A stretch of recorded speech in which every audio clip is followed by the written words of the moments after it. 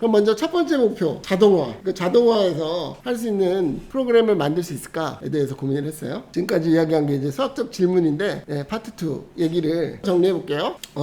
변수를 만들게요. y1부터 y2, yn까지가 투표수예요. 결과 투표수. 1, 2, 3, 4에서 n까지가 후보자예요. 1번 후보, 2번 후보에서 n명의 후보가 있고, y1, y2, yn까지가 투표 결과 값이에요. 그러니까 요거죠. 최종 투표수. 이거 순서대로 있다라고 할게요. y1이 제일 작고 y2가 그 다음 작고 이렇게 순서가 있다고 할게요. 그러면은 첫 번째 질문은 뭐냐면, 우리가 이 yi들이 어떤 원래 데이터인 원래 투표수인 xi라는 게 있어서 xi에다가 어떤 상수 알파를 곱해서 반올림을 해서 얻어진 거를 결정할 수 있을까? 그렇게 된 것인지 아닌지를 결정할 수 있을까? 이게 수학적인 문제라고. 여기서 이제 앞으로 계속 이해를 하려면 그 변수를 이해해야 돼요. 최종 투표수가 yi예요. 이게 y1 이게 yn이 되겠죠. 제일 큰 거니까. 하여튼 yn, yn-1 뭐 이렇게 되죠. yi들이고, 그 다음에 xi들은 뭐예요? 원래 이 정수들. 그 다음에 이게 알파죠. 곱해진 수. xi에다가 알파를 곱해서 반올림을 해서 나온 게 yi가 되는 그런 알파가 있겠느냐, 이걸 묻는 거죠. xi 알파가 있겠느냐. 어렵지 않은 수학적 질문이죠. 그냥 상황으로부터. 따라오고 있어요?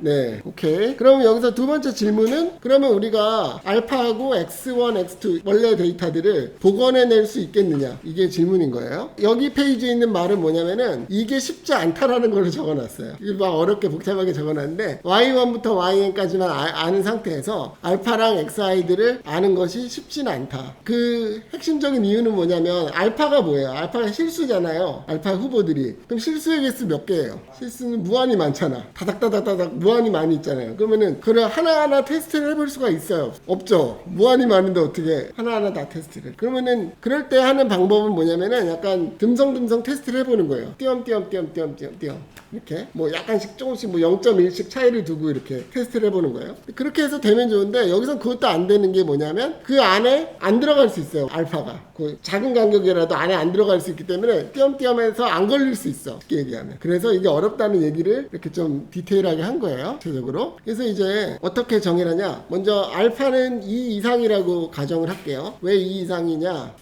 xi에서 알파를 곱해서 뻥튀기를 해서 yi를 만든 거잖아요. 왜 그런 짓을 했겠어요? 그냥 심심해서? 왜 했을까? 한 이유는 두 가지 정도라고 생각했어요. 첫 번째 이유는 뭐냐면, 투표수를 많이 확 늘렸어요. 아까 7,000배 늘렸잖아요. 그러면은 누가 좋겠어요? 그 방송국 프로그램을 만든 PD가 일단 좋겠죠. 왜? 이 프로그램이 그만큼 인기 있다라는 거잖아요. 이번에 뭐 미스터 트롯 뭐 이런 것도 했지만 전 국민들 투표를 해주십시오. 근데 막 1,200명밖에 안 했어. 그럼 어떻게 되는 거예요? 그 프로는. 그죠? 인기가 없다는 얘기잖아요. 근데 만약에 투표를 했는데 막 100만 명, 1,000만 명이 했어. 그러면은 뭐야? 이게 이렇게 국민들의 관심을 받는 프로그램을 아는 거잖아요. 그죠? 그래서 PD도 덕을 보겠죠? 그 다음 또 뭐가 덕을 봐요? 방송사도 덕을 보겠죠? 왜? 그만큼 인기 있는 프로를 만드니까 광고주한테 돈을 더 많이 요구할 수 있잖아요. 그죠? 그런 차이가 있는 거예요. 그게 첫 번째고, 두 번째는 이 뻥튀기를 하면 또 바뀔 수 있는 게 뭐냐면, 아까 그 순위가 있잖아요. 순위를 보면은 이거를 마지막 투표만 가지고 최종 결선자를 뽑는 게 아니라 투표를 여러 번 했잖아요. 1, 2, 3. 그러면 이거에 뭐 몇 퍼센트를 배정하고 마지막 투표에 몇 퍼센트를 배정한단 말이에요. 그러면 마지막 투표에서 높게 나온 사람이 더 표가 확 늘어나면 더 많은 이득을, 순위가 올라갈 수 있겠죠. 그죠?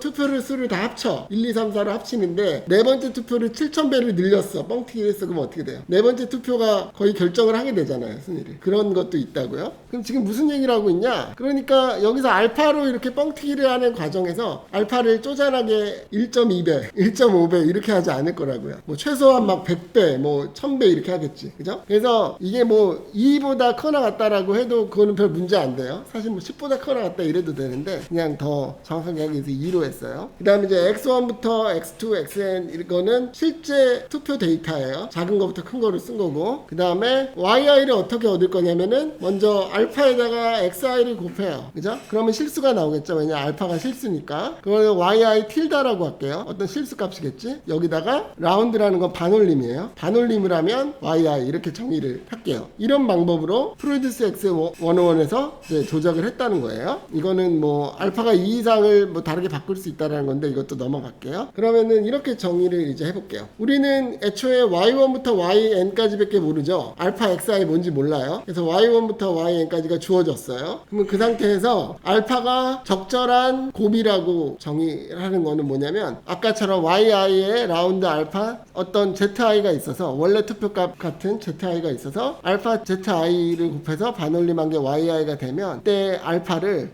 적당한 곱이라고 할게요. 곱해질 수 있는 적절한 수. 그래서 지금 우리가 하는 건 뭐냐면은 원래 xi에서 알파를 곱해서 반올림해서 yi를 얻어냈는데 우린 요거만 알고 있죠. 이 과정은 이제 멀티플리케이션 프로세스, 그러니까 조작하는 과정이에요.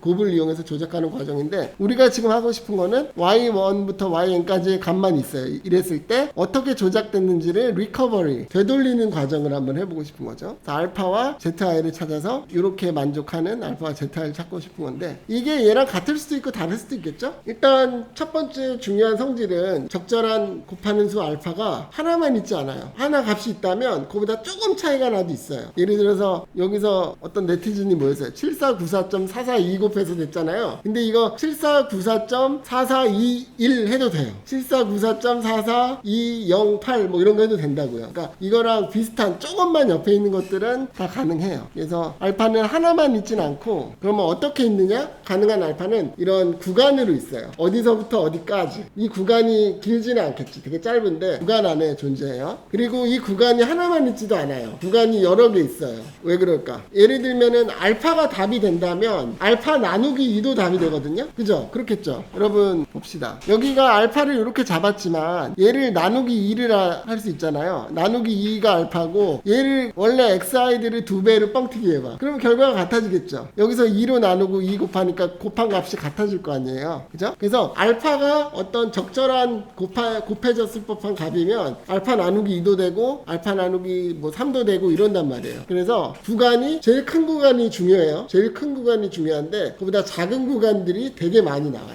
그거랑 같은 거예요. 우리가 밖에 나가서 햇빛 위에 서 있으면 뭐가 생겨요? 그림자가 생기잖아. 그런 거죠. 그러니까 우리 햇빛이 우리 비치면 우리 다음 그림자 자동으로 생기는 것처럼 원래 알파 곱해진 게 있으면 다 작은 것들이 이렇게 구간이 여러 개가 생긴다는 거죠. 그럼 우리가 제일 관심 있는 건 뭐겠어요? 제일 큰 구간이 뭐냐는 걸 찾아내는 거겠죠. 그게 결론이에요. 적절한 곱 알파를 가지는 가장 큰 구간을 찾아보자 라는 거죠. 그래서 수학적인 결과가 뭐냐면은 y1부터 yn만 딱 주어져요. 결과값이 주어졌을 때 그런 알고리즘이 있다는 거예요. 어떤 거냐면은 모든 가능한 알파, 가능한 곱 알파와 거기에 해당되는 xi들도 당연히 찾을 수 있는데 중요한 게 그 다음에요. 유한한 계산을 통해서 찾을 수 있다는 거예요. 무한한 계산으로 찾을 수 있으면 의미가 있어요, 없어요? 없죠. 이거 엑셀에 넣고 업로드하고 엔터를 쳤어. 근데 컴퓨터가 무한히 돌아가. 그럼 어떻게 돼요? 우리 죽을 때까지 답을 안 줘. 그러면 의미가 없잖아요. 그래서 알고리즘은 이게 중요해요. 유한하게 값이 나와야 되는 거예요. 여러분 알고리즘이란 말은 알죠? 다 아나요? 네, 알고리즘은 그냥 순서란 말이에요. 뭘 하기 위한 순서, 그죠? 그래서 이런 알고리즘을 찾았어요. 실제로 찾았고 컴퓨터 프로그램으로 돌려가지고 결과값을 넣으면 결과가 나오게. 그래서 사실은 제일 중요한 거는 가장 큰 수들을 가진 그 구간 있죠? 그것이 뭔지를 또 찾을 수 있다. 이게 제일 중요한 거라고 그랬어요. 왜냐하면 그 작은 것들은 그림자 같은 거기 때문에. 그래서 그것을 이름을 디텍팅 알고리즘이라고 불렀어요. 디텍트가 뭐야? 찾는 거잖아요. 찾는 알고리즘. 그래서 y1부터 yn까지의 투표 결과값이 있으면 거기다가 엑셀에 여러분이 투표 결과가 있잖아요. 투표 결과를 이렇게 쭉 넣어요. 숫자들을. 저장한 다음에 어디에다가 프로그램에 딱 넣으면 엔터 딱 누르면 답을 2개 줘요. 첫 번째는 얘네들이 조작됐어 안 됐어 라는 답을 주고요. 두 번째는 조작됐다면 제일 큰 알파의 구간 있죠. 제일 큰 곱의 구간을 줘요. 그러면은 아까 그 프로듀스 X101의 4-4의 이런 결과값을 주면 어떻게 되겠어요? 이 최종 투표수를 요거를 엑셀로 정리해서 컴퓨터에 딱 넣어서 이 프로그램에 넣고 엔터를 누르면 어떻게 되겠어요? 1번 조작됐습니다 이렇게 나오겠죠. 그 다음에 2번은 뭐가 줘요? 어떤 구간을 주는데 그 구간이 바로 이 7494.441을 포함하는 어떤 구간이란 말이에요. 어디보다 크고 어디보다 작다인데 그게 이 7494.441을 포함한단 말이에요. 이제는 자동화를 할 수 있게 됐다라는 거예요. 이게 그 알고리즘이에요. 그렇게 안 길죠? 프로그램 좀 해본 학생들은 이제 이거 딱 보면 알 텐데 그렇게 많이 길지 않아요. 그리고 여러분들한테 이야기하고 싶은 거는 고등학생 때부터 컴퓨터를 좀 하면 좋은 것 같아요. 간단한 코딩 같은 거는. 사실 공부하느라고 바쁠 텐데 너무 공부가 힘든데 뭐 딴짓 좀 하고 싶잖아요. 그러면은 뭐 파이썬이라든지 아니면 R이라는 프로그램이 있거든요. R이라는 프로그램은 더 쉬워요. 파이썬보다. 그거는 여러분이 간단하게 뭐 유튜브에도 나와 있고 어떻게 되는지 나도 유튜브 채널 하나 운영하고 있는데 거기에도 하나 강좌가 있거든요. 그런 거 보면은 여러분 한 일주일이면 할 수 있어요. 그런 거 하면 좋고, 여러분 지금은 아마 수학을 공부하는 이유가 성적을 잘 받아서 좋은 대학 가고 그게 제일 중요할 거예요. 그죠? 솔직히 말해서. 그죠? 근데 나중에 대학을 간 다음에는 여러분 수학이 굉장히 중요한 시대가 됐어요. 특히 그냥 수학만 공부하는 것보다 컴퓨터랑 결합이 되면 엄청나게 인정받고 연봉도 많이 받을 수 있는 직업도 가질 수 있고 이런 시대가 됐거든요. 지금 안 해도 좋고 나중에 대학 가서 해도 돼요. 근데 알고는 있으면 좋아요. 수학을 하면 다른 컴퓨터라든지 이런 거랑 연결을 해서 할 수 있는 게 굉장히 많다라는 걸 알고 있는 거죠. 여러분들도 그 장래 희망을 생각할 때 여기 또 특히 수학에 관심 있는 학생들이 많잖아요. 그죠? 그러면은 그런 길도 좀 생각해 보면 좋은 것 같아요. 수학이나 컴퓨터 공학을 가도 좋고요. 정보를 다루는 뭔가 빅데이터라든지 데이터 사이언스라든지 이런 걸 다루는 걸 하는 게 되게 좋아요. 그래서 하여튼 이런 식으로 프로그램을 해서 결과를 얻었다라는 거고요.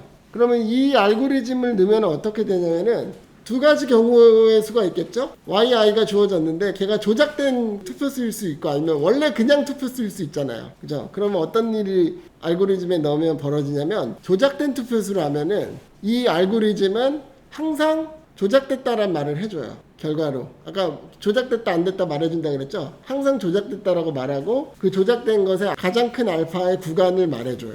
근데 높은 확률로 그 조작된 알파를 포함되어 있는 구간을 말해주고요. 만약에 그 최종 투표수가 실제 투표수예요. 그냥 조작되지 않은 투표수예요. 그러면은 어떻게 되냐면 높은 확률로 조작 안 됐다고 말해줘요.